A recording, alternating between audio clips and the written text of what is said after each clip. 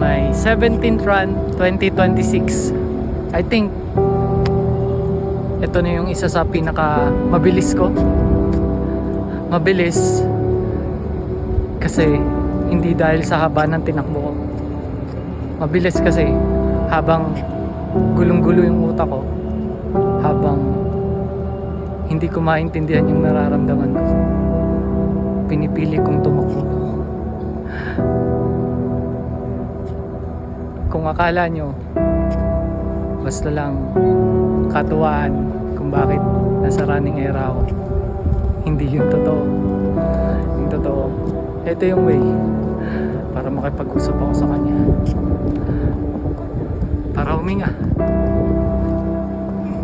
Hindi biro ang bawat pinagdadaanan natin. Kaya